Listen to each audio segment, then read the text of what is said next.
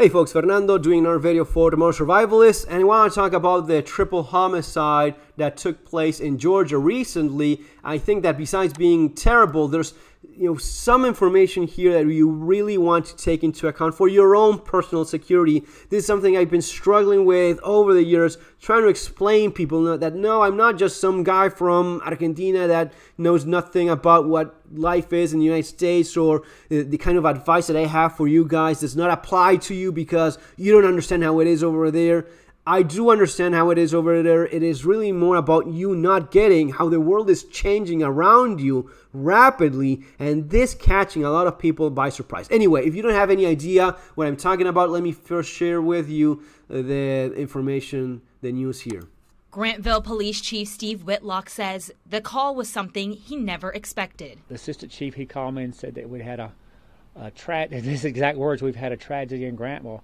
And I said, what are you talking about? And he said, we've had a triple murder.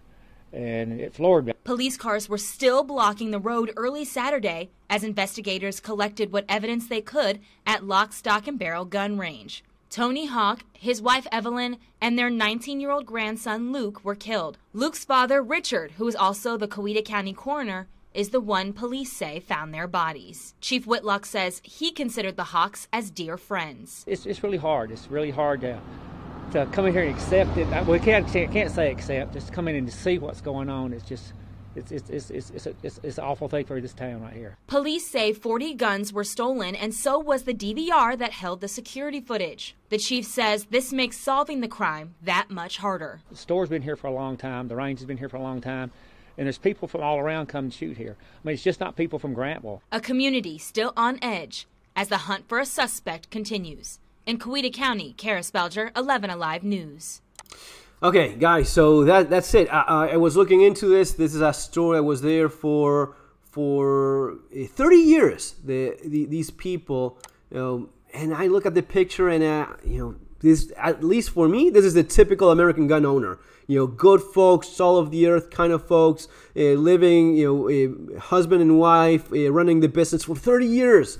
And ending in this horrible homicide where they get murdered along with their grandson.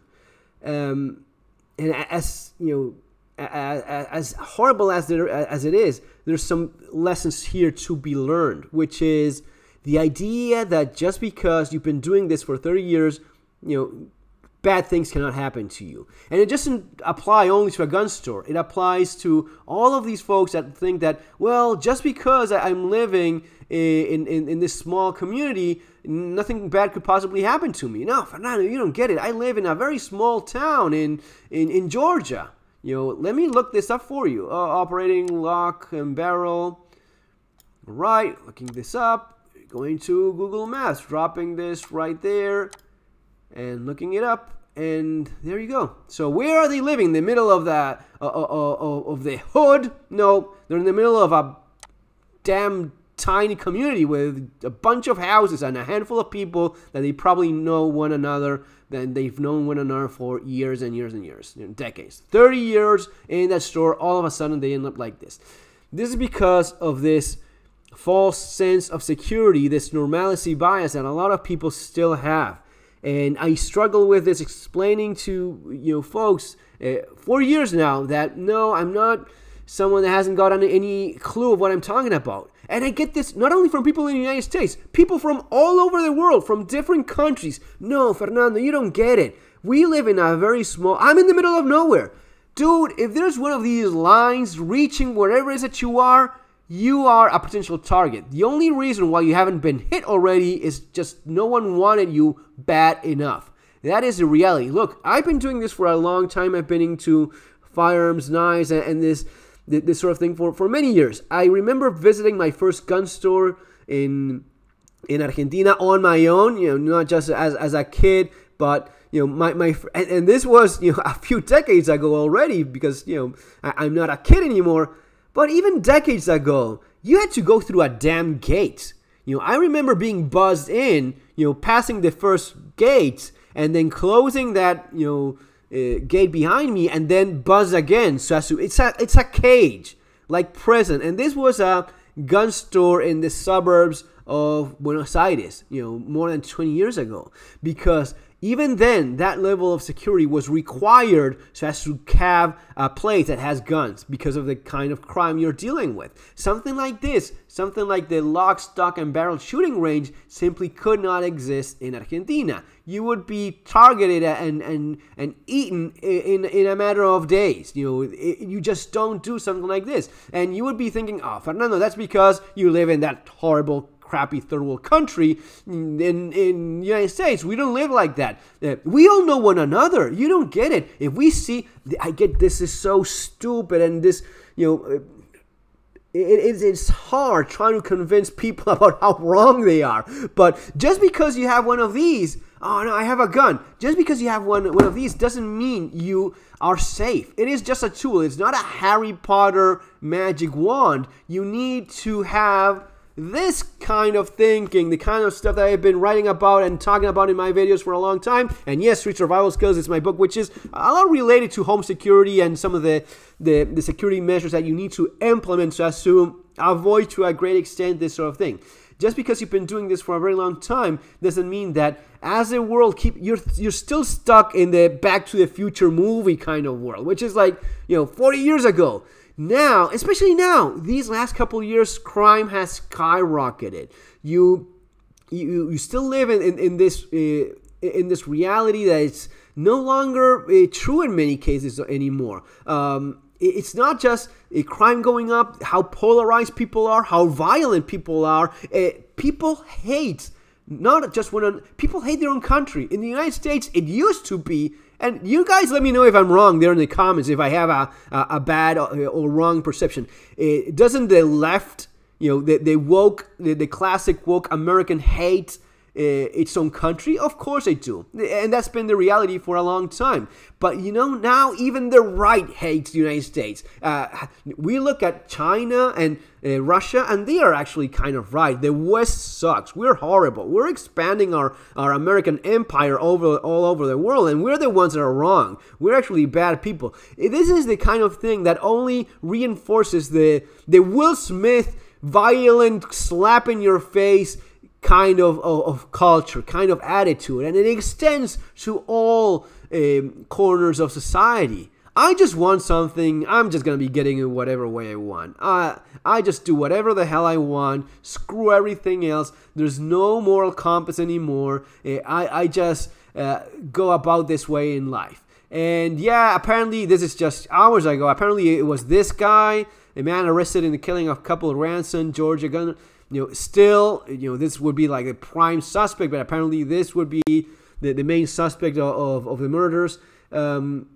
But this idea that, no, what, you don't understand, I'm far away from everywhere. Look, this little community, I bet everyone knows one another. Typical. Fernando, we all know one another. If we see a stranger in our town, we immediately know. And what is it that you're going to be doing? You're going to be shooting him? You're going to be, running him off the road? What are you planning on doing? Someone saw, it is about opportunity. It is about information. Someone just caught a glimpse of that store. Said, man, that's a good target. They have guns. There's a couple old people there. I just go in there, shoot them, and steal their guns. It couldn't be easier. And you just need someone willing to do it.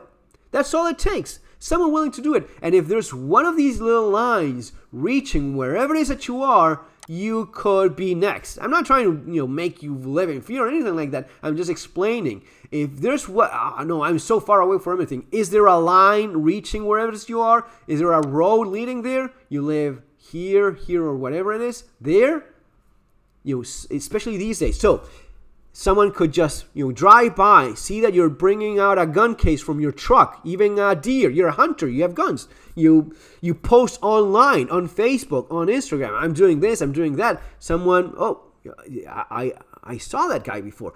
Someone like me, constantly exposed. I'm just saying you have to realize how dangerous all of this is. And a lot of this stuff that I explain here actually helps in working on those layers of security. I'm not saying live in a bunker. Living in a bunker is how you have to live right now in Argentina. If you are anywhere that I drop the little street view dude, it's a joke. The kind of security you guys have, any of these doors, you you can just go and kick it down. And I bet that if I just walk around, the back door is still open. That's usually the case. You guys have no security whatsoever. This is not a fence. This is just, the little picket fence.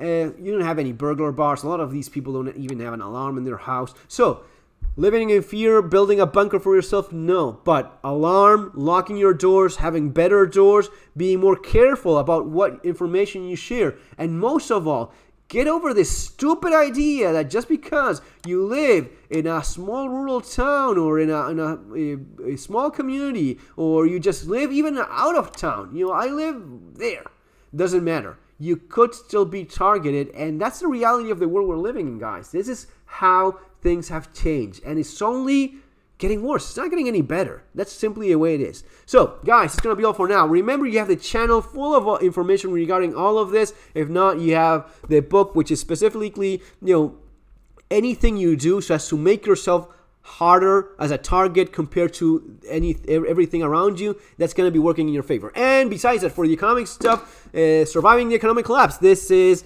the book for the economic aspect of preparedness. Just 8 reviews away from reaching the 1,000 goal. If you like the book, take just a minute, leave that review. It would be hugely appreciated. Take care, guys. See you in the next video. Have an awesome day.